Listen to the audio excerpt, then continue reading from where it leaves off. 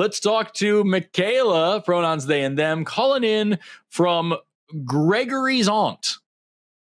Who's she? Who says that they want to discuss the problematic laws of Deuteronomy 22. Mikayla, you are on the line with Forrest and Aaron. How you doing today?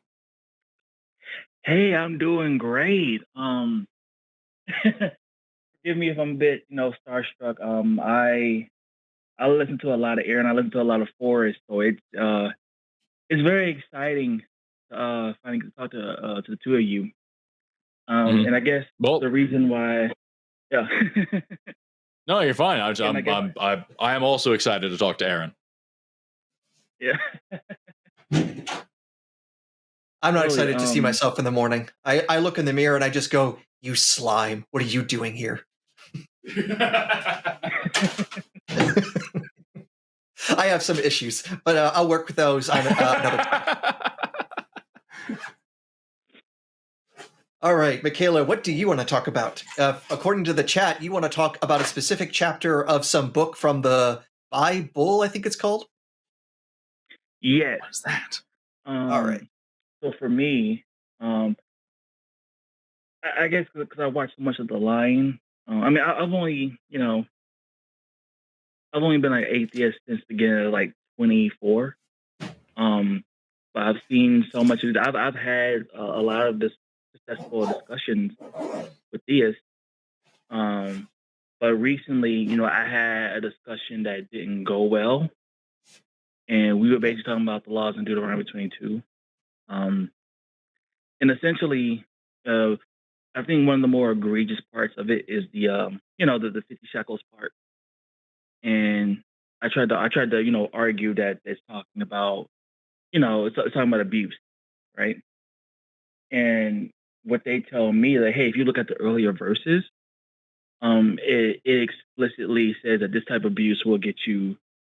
When we're talking about like sexual abuse, the punishment is death in some of those earlier verses. And I guess what I'm kind of asking, kind of what I want from you two, kind of how would you respond to those counterpoints? So just to get things clear, so I've got a Deuteronomy 50 or 22 opened up, and the stuff about shekels looks like it's all about the sex marriage relationships, and I guess if basically either such and such person doesn't sufficiently satisfy, or if it's a straight up rape case, that there's a monetary exchange. Are those the things you're talking about? Yeah, more specifically verses 28 through 29. 28 and 29. So I'll go ahead and read it for the sake of the audience. And there's lots of different translations. The one I just happened to open up is the NIV, not necessarily the best one, but it's a very readable one. If a man happens to meet a virgin who is not pledged to be married and rapes her, and they are discovered, he shall pay her father 50 shekels of silver. He must marry the young woman, for he has violated her. He can never divorce her as long as he lives. So, yeah, right. This is a case of somebody coming along, R-ing someone, the worst form of sexual assault, and his punishment is having to pay out some money, and the woman is now his property, which in the modern world is just absolutely appalling. And for us to accept it as something from the past world that we're supposed to somehow call holy and honorable is disgusting. What particular reasons were they giving you not to read it as the horrible thing that it sure looks like? Yeah, so they were trying to argue that it was because the people I was arguing, they only care about the KJV. And the KJV doesn't word it, so yeah. I guess when people read the KJV version of it, they kind of like pointed it at, it was like kind of. I don't believe in something being somewhat consensual. But that's kind of what they were arguing. Like, it's more of a coercive. This is talking about premarital type of relationships, and it was just kind of coercive. So yeah, that's kind of the point they were making, and they also keep pointing back to the other verses where it's like adultery, because like there's one, it's like, hey, if the person doesn't cry out, then kill them because they didn't cry out for help, which I find, obviously problematic. But that's kind of, they kept they kind of pointed to another verse that was also problematic in its own way, to say like, hey, if you commit that crime, you'll get put to death for it. And I guess, So yeah, that's kind I'm reading through Deuteronomy 22 here, and I'm kind of going through and refreshing myself because I've got the highlighted parts and I've got my notes in the margins. And my notes here from Deuteronomy 22 are, number one, God hates drag, because Deuteronomy 22:5 says that a woman shall not wear that which pertaineth to a man, neither shall a man put on a woman's garments, for they do so are all that do so are abominations unto the Lord thy God. That's, again, this is from King James. This is what I have here. The second note that I have here is bad sex plus proof of virginity equals a heavy fine, which is it talks about how if you have a wife and you hate her, that you are to the father will take the father of the damsel and her mother, bring forth the tokens of her virginity to the elders of the gate, and spread out the sheet before. I'm pretty sure this means blood. Like, you take the sheet with blood on it to show that she was a virgin when they had sex and all this. And if it is, and then they have to pay 100 shekels of silver to the father of the damsel, because he has brought an evil name upon the virgin of Israel, and she shall be his wife. He may not put her away for all of his days. But if this be true, if he hates his wife, and she is not a virgin, if the tokens of virginity are not found upon the bed sheets, then they are both stoned to death. So that's my second note here: is bad sex minus proof of virginity equals death. Then I've got cheating equals death, because it says in here that if a damsel is a virgin, a second, if a man be found lying with a woman married to an husband, and they both of them shall die, the man and the woman, you shall put away the evil from Israel. So cheating equals death. Rape plus marriage equals death. So if it says there, if they force themselves upon somebody who is married, the man shall die, but the woman shall not. Rape plus virginity plus money equals marriage, because if you rape a virgin and then pay her father some money, then she's now your wife. And then again, I put God hates drag again on this page for this other part for 30. What is this? What? A man shall not take his father's wife, nor discover his father's skirt. That's why I wrote God hates drag, his father's skirt. That was a joke that I wrote to myself. Anyway, yeah, I've got the KGV here. It says all the horrible shit that we're saying. It says, so fill me in. What's the argument against this? Because it's pretty clear in the KGV as well what it's talking about. It uses words like betrothed instead of husband. It uses word like force upon instead of rape. But it's still pretty clear about what it's talking about. Right. I guess they just say, I guess I just don't know how to respond to them when they say this. Their argument is more so like it's a coercion, but I try to get these people to call in. Whenever I tell them to call in, they're like, "Oh no," they kind of chicken out. If a man, this is verse 28. If a man find a damsel that is a virgin, which is not betrothed, and lay hold on her, and lie with her, and they be found, then the man that lie with her shall give unto the damsel's father 50 shekels of silver, and she shall be his wife, because he hath humbled her. He may not put her away for all his days. That's the direct language from the KGV. This is chapter 22, verses 28 through 29. So it really could be. It's actually even clearer if we go. So obviously the KJV is written in English. Technically, the English of the KJV was even old-fashioned when it was published. So in many ways, the English of that is even older than Shakespeare. So it's kind of weird for us. The NIV that I quoted earlier was trying to be a bit more explicit in how we would understand it in modern times. The underlying Hebrew term for this take hold of, lay onto, the Hebrew term there is tafas, and this is basically to grab, to seize, to arrest, basically to violently take control of. So this is all clearly with the imagery of the woman being taken against her will by the man for what's going on here. And also notice that it is the father of this woman who's being paid, because what has happened here was a property crime against the father. The woman is owned by the father. When a marriage happens, there's a property transfer, And because this person has now come along and humbled her, basically devalued her in this context, this is a property crime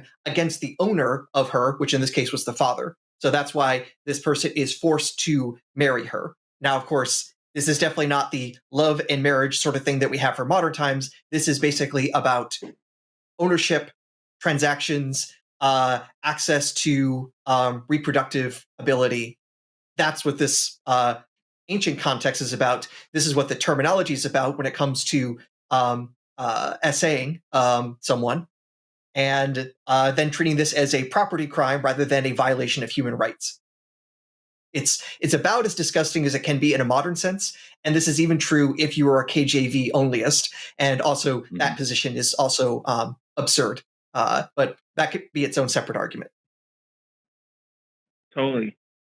The way you guys have just broken it down, I get it. I understand it. I guess I've been having a lot of different conversations with theists in my life, and I guess when I had that discussion, I was like the only atheist in that chat room, so of course, I kind of got dogpiled. Right. Well, and it's always the same thing. It's there's context and it's a translation error, and like I would just encourage, like, take what Aaron just said. That is absolutely accurate, and also even if you ignore that, if you just read the English version, if you just read the plain words on here and say, oh, it's not talking about rape when he says he lays hold of her and lies with her, he means like they have a special hug and whatever else. Okay, what the fuck does it mean that she's been humbled? Yeah, what does humbling her mean? And what does that mean in context here? If we are talking about rape, we'll have to fucking discuss. And also, what are you paying her father for? And also, why are you now why do you now have marriage rights over this person? And she never gets to divorce you. You can't put her away for the rest of your life. There's no divorce. You are now locked into marriage forever because something happened that caused her to be humbled, and then her father got some money and you got a bride. What could that possibly mean? And no matter how you slice it, how can you possibly justify it? Right. Makes sense. I would also. Sorry, go ahead, Aaron. You go first because I have something slightly different. I was going to say, if you, of course, are in debate circumstances like this, the best thing you could probably do in that sort of case is asking them, if you think that this is a good law, do you think this should be the law of the land? Do you think this is actually good in a modern context? I fear some of them would say yes, but I would imagine most would say no, with a lot of hemming and hawing and avoiding it, because we see that on the show here all the time. It's pulling teeth so often for people to answer yes or no questions. But if they don't think that this is appropriate in modern times, then that is already helping you in these discussions to show them how ancient and backwards these are, that these cannot be a guide for modern times. If you agree, this cannot work. This law cannot work and fit our values in the modern world. Mm. And if they are okay with this, then they're basically they're not just Nazis, they're ancient Nazis. Well, the weirdest kind.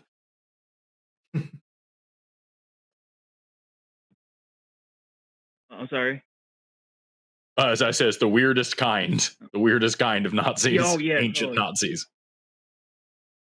Yeah, I'm loving the arguments you guys gave me. Because even if someone tries to, because like again, kind of like they'll bring up the earlier laws, like, hey, this person who committed SA got put to death. Even if they do make that argument, I can still kind of give like Aaron's argument about that. Okay, what about? Do you still think this is a good law? Would you want to accept 50 shekels from a person who did this to your daughter, or the modern day equivalent of 50 shekels is today? I think that's a good thing to stand on. And before I get out of here, is it okay if I had like two super quick questions for both of you? Sure. And I have a quick thing for you also at the end. Oh, sure thing. So I guess for Aaron, so I guess 'cause I was watching, I understand when it comes to like black holes, and especially how they're depicted in like science fiction. I understand it's fantasy, right? But is there any Mhm. when we're talking about black holes, is there any truth to this concept that um there could be like some type of time dilation or time manipulation going on? Oh, we know there is, but it's also Huh. very observer dependent. So if you, Mikayla, decided to go to the nearest black hole and jump in because you just want to find out what happens, you would pass through the event horizon, and assuming you could actually like hold together your body, because in the process you'd actually probably get stretched apart into a long chain of atoms in a process literally called spaghettification, because you'd basically be ripped apart into a strand of spaghetti.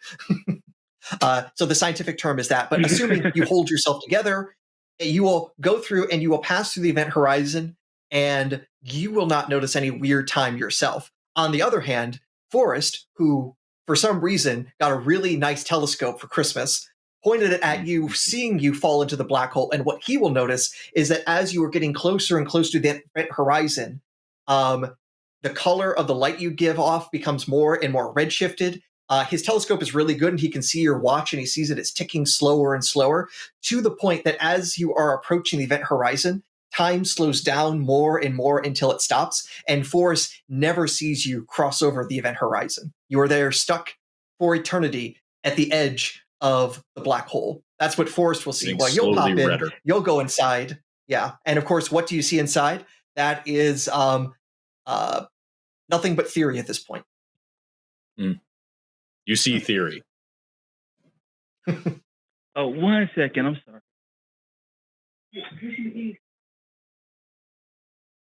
Yeah, so what happened in Interstellar? Sorry. It's probably not right, but we can't prove it's wrong. Right. Yeah. I heard with Interstellar, they Yeah, that was the whole thing, is they got a bunch of theoretical physicists to like really hammer out like what's the limit of what you could put on the screen and shit. Yeah.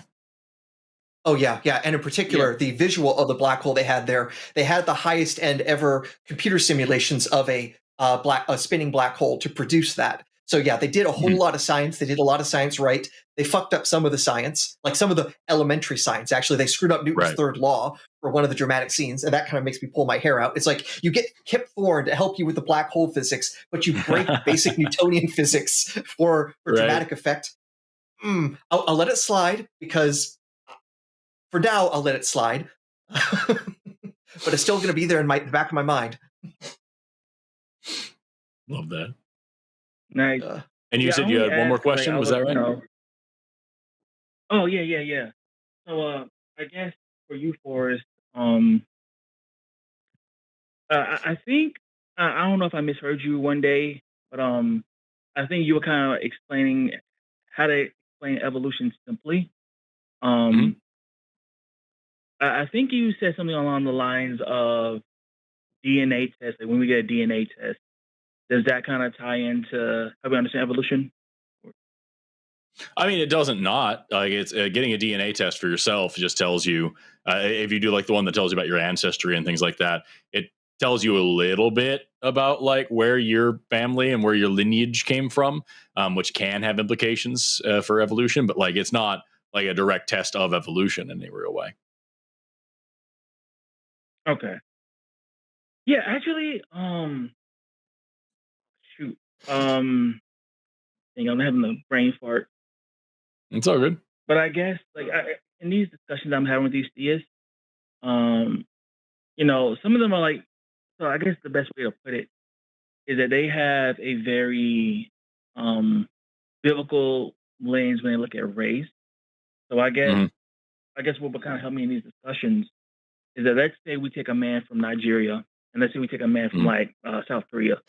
I mean, obviously, in my opinion, I feel like we're all just one race, but on a genetic level, like these are both Homo sapiens, and I guess just kind of at what I guess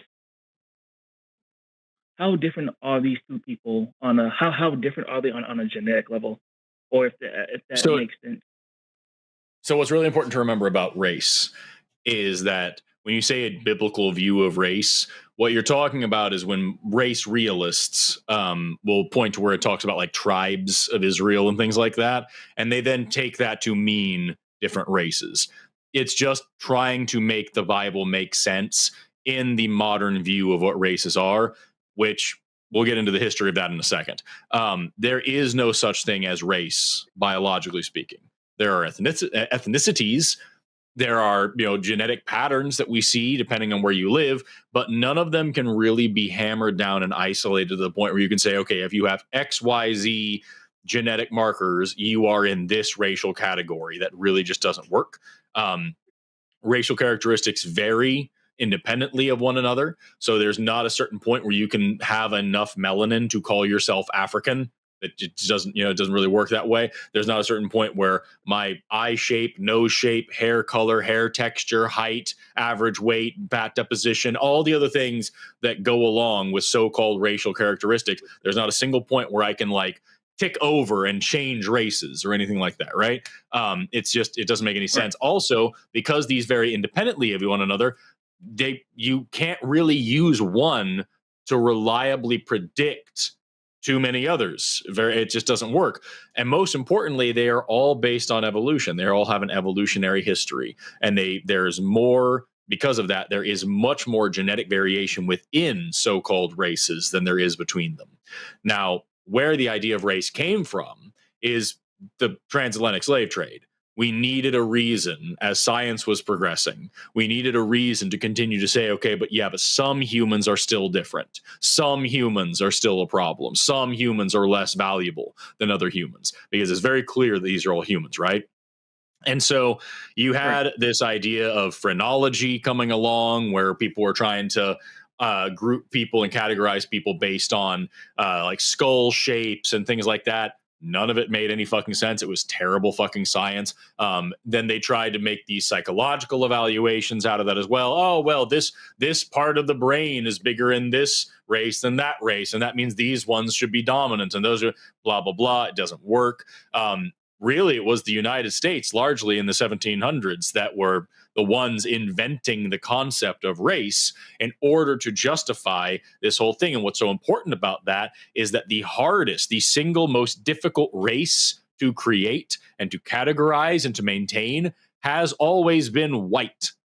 White has been the most difficult race to maintain, because look back over the course of American history specifically, and look at all the times when Irish people weren't white, when Italian people weren't white, when Jewish people weren't white, because they were a minority. They were an ethnic minority that we didn't like. And so we used whiteness as a weapon to exclude those people and say, you don't deserve the same rights and protections as me, because even though you look the same as me and you're from the same, Europe as me and all these things, really, you're not actually white, because you're not this kind of white.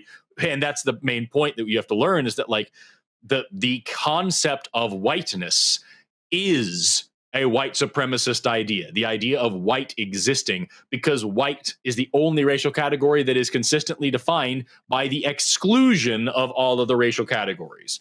The reason why we don't call Barack Obama yet another white president, because he's half black. We don't call him the first biracial president. We call him the first black president, because he's got some black, therefore he's black. And we don't call him white anymore because he isn't pure anymore. That's the entire concept of this shit. And that's really what's hinged on all of this as we go down the history of what race was culturally. It has always been defined by who's in charge. It has always been defined by the people in power, and it has been used as a tool to keep themselves in power. That's what race always has been. So now we talk about the race realists who look to the Bible and talk about what you said, a biblical view of race. Well, look up the slave's Bible. The Bible that literally someone went in with scissors and cut out every part that talked about freedom, redemption, equality, any of that shit. And use that version of the Bible that made sure to say all the parts in Leviticus, all the parts in Exodus about slavery and how to buy slaves, how to own slaves, how to beat slaves, made sure to include the parts that say slaves obey your masters, made sure to include all the parables of Jesus talking about slaves. All of that is what was left in there. And then that was used by slave owners to teach slaves that it is their place in the universe to be slaves. The curse of Ham is still upon them. This is the will of God. That's why in the Articles of Secession, the Declaration of Secession from Texas, when Texas seceded from the U.S. and joined the Confederacy, look up the fucking Declaration of Secession, and it says that the enslavement of Africans is the will of God. It is the natural order of things that every Christian nation should uphold, because this is clearly what our Christian faith leads us to do. So if these people that you're talking to like to talk about a Christian view of faith, a Christian view of race, or a biblical view of race, what they are talking about is white supremacy, because there is no biblical view of race in a real sense. This is a 2,000-year-old fucking sex and slavery manual. It doesn't really mention race outside of it has different rules for slaves that are Hebrews and slaves that are not Hebrews. But even then, that's not a racial category, right? That's an ethnic category. It doesn't mention anything about skin color, eye color, hair color, any of the other shit that we talk about nowadays. It only talks about whether or not you're a Jew. And here we now have modern racism, modern race ideas, modern race realism. We get idiots who like to take the evolutionary story of humans and twist up this idea, what we call the multi-regional hypothesis, which is this outdated and debunked idea that early Homo sapiens mated with different species of humans all over the world, because we had Neanderthals and Homo erectus and Denisovans, and the Homo sapiens that breeded with Neanderthals in West Europe, those are where we get white people, and they're so great because Neanderthals had bigger brains. And the Homo sapiens that bred with Homo erectus, those are the ones that became Africans. And the ones that bred with Denisovans, those are the ones that became East Asian. And therefore, there's this genetic idea of race. And no, sorry. The tiny bit of genetic overlap you get from interbreeding of these populations isn't even close to good enough to explain what actual race is. And most importantly, when we talk about, you mentioned genetic diversity, when we take the most disparate races that you can imagine outside of Africa, right? Take a Scandinavian Nordic dude, the Aryan guy that everybody likes, right? And then take somebody from fucking, Borneo, with Southeast Asian with dark skin and dark eyes. They are more genetically similar than any two random black Africans, because we had a bottleneck event when Homo sapiens left Africa that reduced our population significantly. So black people in Africa, monumentally more genetic diversity than any two other random people anywhere in the world, because race is not a real motherfucking thing. Wow. Yeah, man, you're cooking with fire, man. I greatly appreciate everything you said. Like, yeah. If people want to know about this, if your peeps want to know about this, check out, here's a book that's great. It's called Race, Are We So Different? Second edition. This is a textbook from grad school for me. It's published by the American Anthropological Association. This is a great little book that details what race is and isn't, how it was invented, how it was created, all sorts of cool stuff. Talks about the scientific and the cultural side of it. Great little book. And the last thing also that I would say to you, and this is a little bit off topic, but we were talking at the beginning of this call about Deuteronomy 22. I just want to say, if you're in this stuff if you're in the weeds and whatever message board you're talking to Christians in, and they say, no, Deuteronomy 22 means blah, blah, blah, blah. Deuteronomy 23 verses 1 and 2. He that is wounded in the stones, or hath his privy member cut off, shall not enter into the congregation of the Lord. A bastard shall not enter into the congregation of the Lord. Even to his 10th generation, he shall not enter into the congregation of the Lord. So that's verses 1 and 2 of the very next chapter. No dick, no dad, no service in the house of God. Ask them if they think that is also appropriate and it actually still represents, what Christianity should be. And if I can add one more thing to this list as well, if you're dealing with people saying that they're going to use the Bible to support racism, have them go to Numbers 12, where Moses is being attacked by his siblings for having a Cushite wife. And Cushite basically in this context means Ethiopian, Black African wife. And God literally comes down in a pillar of cloud and fire and basically says, I'm totally cool with Moses. He's my bro. Miriam, why are you questioning him? Have some leprosy. So if anything, you could take from that, God is cool with interracial marriage. So, put that in your pipe and smoke it, I would say to the racist trying to use the Bible. He also only punishes Miriam. Out of all the people that are coming out against Moses, it's only Miriam that gets punished. Yep. Yeah. I guess what I'll leave you with is that whenever people try to talk about, there's a person very close to me, and I've said this on the line before, but this person was saying that looking at race through the biblical lens, they said that Jesus, they were trying to explain to me that people from China are from Moab because Jesus said that Moab is his wash pen and Chinese Americans own laundromats. Therefore, Chinese people are Moabites. When they said that, I knew they were cooked. Dumb as all hell, and it doesn't match. No surprise, that isn't how biology works, and these people don't understand biology. Also, the whole association, the whole stereotyping of Asians, especially Asian men, doing laundry is because of American laws in the 19th century. So with the things like the Chinese Exclusion Act going on in like the 1870s, minimizing or completely blocking migration from the East to the United States, there was also laws going that basically preventing Chinese men working in fields that are supposed to be like dignified male roles. And so they were forced then to do things like cooking and cleaning. And so that's why there's a preponderance of laundromats with Asian men running things, or lots of Chinese restaurants. That a lot of that was pushed because especially Chinese men were pushed out of doing the other more quote unquote traditional male roles. So basically the law comes along to fuck with a group of people, and then a stereotype comes along to justify how they were fucked over. It's the same thing with black people and watermelons. When black people were emancipated, they weren't allowed to have most jobs, and most other jobs wouldn't hire them anyway. And so they started farming. And one thing that's really easy to grow in those parts of the country, and something you can produce a lot of and sell in the summer heat, is watermelon. And watermelon became like this massive crop where black people in different families were all sharing this technology, this agricultural techniques of how to grow watermelon and make yourself some money. And so rather than just admitting that everybody likes watermelon, that's why it's so fucking popular, we took these people to exactly like what Aaron's talking about.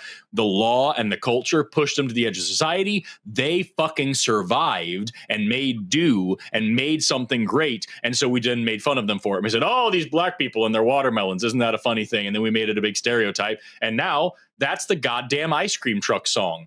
And it sucks. Totally. Everybody, if you think this country isn't still racist, everybody watching, go look up the actual name of the ice cream truck song. The what we sometimes call Turkey in the Straw. Look up the name of that song. It's fucking horrible.